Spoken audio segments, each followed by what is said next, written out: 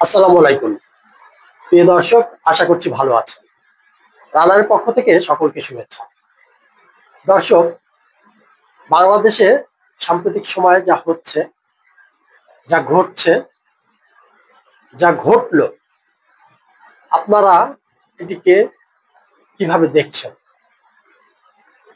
আমরা একটু বিশ্লেষণ করে কিছু তথ্য আপনাদের সামনে তুলে ধরতে চাই।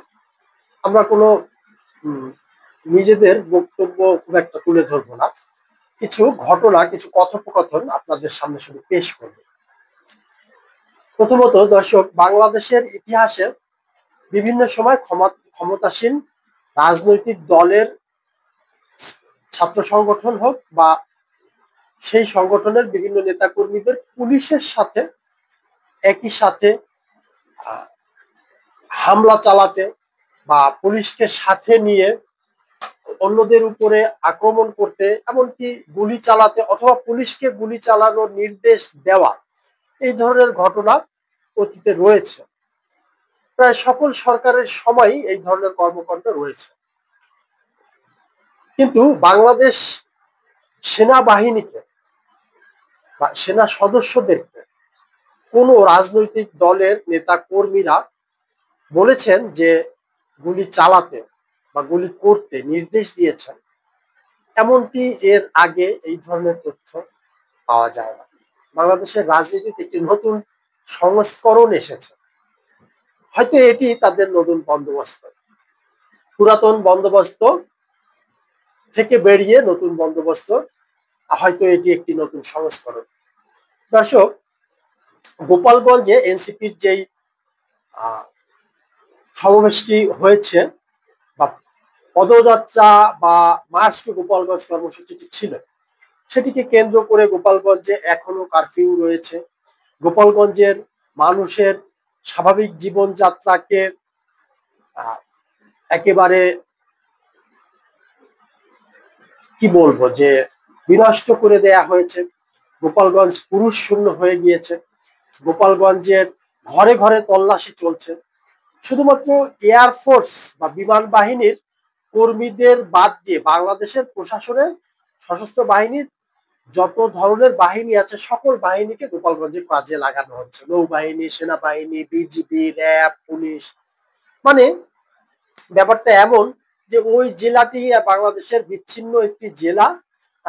সেখানে মানে পার্বত্য অঞ্চলেও এমনটি হয় না।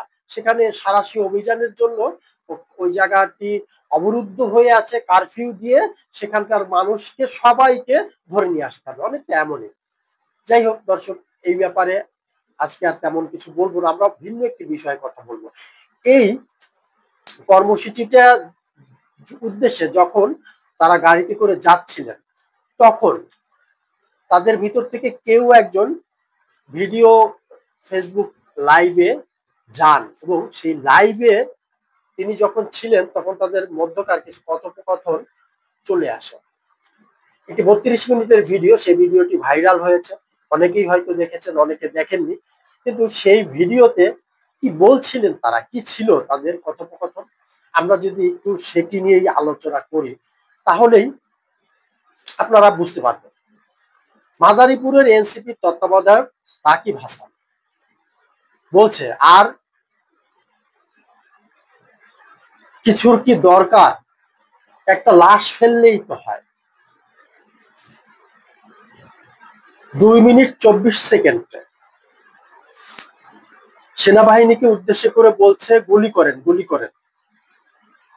2 মিনিট 55 সেকেন্ডে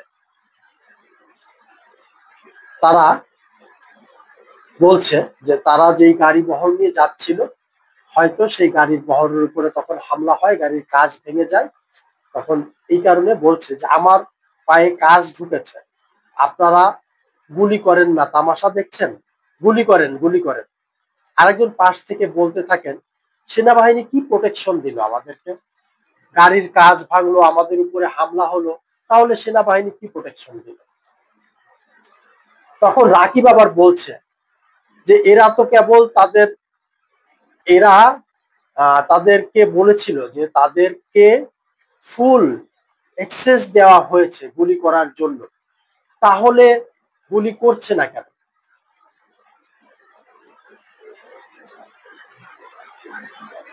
তখন রাকিব আবার বলছে যে এবার তো তাদের ফুল অ্যাক্সেস দেওয়া হয়েছে গুলি করার জন্য, কিন্তু একটা গুলিও তারা করছে না। কেন কেন তাদেরকে গুলি করছে না? সেই রাকিব তাকে আবারও বলতে শোনা যায় 7 মিনিট 40 সেকেন্ডে, না পারলে আমাদের হাতে অস্ত্র তুলে দিক। আর একজন বলে ওঠে একটা লাশ পড়লে 10টা লাশ ফেলতে হবে, এমন কথা সামনে বসে একজন বলছিল। ফোনে কাউকে উদ্দেশ্য করে তিনি বলছিলেন যদি একটা লাশ পড়ে তার বিপরীতে 10টা লাশ ফেলতে হবে। রাকিবকে আবার বলতে শোনা যায় মুজিববাদীদের আজকে কবর রচনা করা হবে, আমাদের উপরে হামলা করে আর বিজেপি দাঁড়ায় দাঁড়ায় তামাশা দেখে। রাকিব আবার বলছে আমি আহত হলাম, গাড়ির গ্লাস ভাঙলো, কিসের প্রোটেকশন? গুলি করে না, কিছু করে না, এদের সামনে হামলা করছে, ককটেল মারছে। কাউকে উদ্দেশ্য করে উনি হয়তো এই কথাগুলো বলছিলেন। ককটেল মারার কোনো শব্দ শোনা যায়নি, হয়তো হতেও পারে, নাও হতে পারে, বাট গাড়ির গ্লাস ভেঙেছে এমনটি বোঝা যায়। 11 মিনিটে সেই রাকিব সেনা সদস্যদের উদ্দেশ্যে বলেন গুলি কর, গুলি কর। তখন গুলির শব্দ শোনা যায়, বেশ কিছু গুলির শব্দ। সেনা সদস্যরা হয়তো তখন তারা গুলি করছিল, গুলির শব্দ পাওয়া যায় এবং সেই গুলি কোনো একজন মোটরসাইকেল আরোহী গুলিবিদ্ধ হয় সেই গুলিতে, এবং গুলিবিদ্ধ হওয়াতে তারা সবাই তখন উল্লাসে ফেটে ওঠে। তাদের সবাইকে তখন উল্লাস করতে শোনা যায়। তারা নিজেদের মধ্যে বলাবলি করতে থাকে, স্বরাষ্ট্র উপদেষ্টা, আইজিপি, সেনাবাহিনী সবাই তাদের সাথে বিট্রে করছে। কেউ একজন বলছে এপিসি একটা কেন, 1 ডজন এপিসি দেওয়ার কথা ছিল। ফোনে সেই ব্যক্তি কারোর সাথে কথা বলছে, বোমা ফাটছে, ককটেল মারছে, তার মধ্যে দিয়ে আমরা অগ্রসর হচ্ছি। 19 মিনিট 30 সেকেন্ডে সামনে বসা একজন ঢাকার তার কোনো বন্ধুকে উদ্দেশ্য করে ফোনে বলছেন গোপালগঞ্জের লেসপেন্সারদের রাখবো না, আওয়ামী লীগের লেসপেন্সার গোপালগঞ্জের যেখানেই থাকুক পাবো, জবাই করব, মেরে ফেলবো, তুই রেডি রাখ। কি রেডি রাখবে? AK-47 রেডি রাখ, 80টা রেডি রাখবি, চিরুনি অভিযান করব ঢাকা শহরে। এর মধ্যে একজন বলছেন 2টি হেলিকপ্টার পাঠালেই তো পারতো, হেলিকপ্টার দিয়ে গুলি চালাতো। 28 মিনিটের দিকে মাদারীপুরের আরেকজন এনসিপি নেতা শহীদুলকে বলতে শোনা যায় আমরা তখন প্রায় পৌঁছে গেছে তারা, তার আগে আগে, যে ব্যান্ডেজ কর, ব্যান্ডেজ কর, সবাই ব্যান্ডেজ করে নে, গুরুত্ব বাড়ানোর জন্য। এটা রাজনীতি। দর্শক কি মন্তব্য করবো বলি, কিছু বলার কি আছে এখানে? সবই মেটিকুলাস ডিজাইনের অংশ। দর্শক অনেক প্রশ্ন আছে, অনেক প্রশ্ন জাগে, কি প্রশ্ন করবো বলি? তাদের কাছে প্রশ্ন করে, কাদের কাছে প্রশ্ন করবো? প্রশ্ন করে কি কারো কাছে কোনো জবাব পাওয়া যাবে? মেটিকুলাস ডিজাইনের মাধ্যমে দেশে একটি গৃহযুদ্ধ অবধারিত, দেশে গৃহযুদ্ধ বাধাতেই হবে, করতেই হবে, এগুলো হচ্ছে তার শুরুয়াত। দর্শক গোপালগঞ্জের যে ঘটনাটি ঘটলো, এটি যদি আমরা ভেবে থাকি শুধু গোপালগঞ্জেই সীমাবদ্ধ থাকবে, তাহলে আমরা ভুল করছি। গোপালগঞ্জের এই ঘটনাটি একটি সূত্রপাত, একটি শুরুয়াত মাত্র। বাংলাদেশের অনেক জেলাতে এই ধরনের ঘটনা ঘটতে থাকবে। দর্শক সেনাবাহিনীকে বলছে এই ছেলেরা গুলি কর, গুলি কর, আর সেনাবাহিনী সেই নির্দেশ পালন করছে। এর থেকে লজ্জাজনক এদেশে আর কি হতে পারে? সেনাবাহিনীর, আমি এর আগের একটি ভিডিওতে বলেছিলাম এই রহস্যজনক ভূমিকার কারণ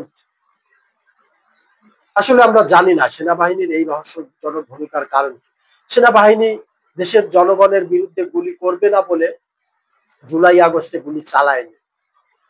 সেই সেনাবাহিনী নির্বিচারে গুলি চালায়। এখন সেনা সদস্যদের যেই রূপটি আমরা দেখলাম, গোপালগঞ্জের মানুষের উপরে তাদের যেই ভূমিকা আমরা দেখলাম, নৃশংসতা দেখলাম, অনেক প্রশ্ন জাগে। কি প্রশ্ন করবে দর্শক, আপনারা কি বলেন? সেনাবাহিনী যেই ভূমিকা রেখেছে, এখনো যেই ভূমিকা তারা রাখছে, গোপালগঞ্জের প্রতিটি ঘরে ঘরে গিয়ে তল্লাশি করছে এবং সেই খবর বাইরে আসতে দিচ্ছে না। পুরো শূন্য হয়ে পড়েছে গোপালগঞ্জ। কোনো ঘর তালাবদ্ধ থাকলে ঘরের তালা ভেঙে সেই ঘরের ভিতরে ঢুকে তল্লাশি চালানো হচ্ছে।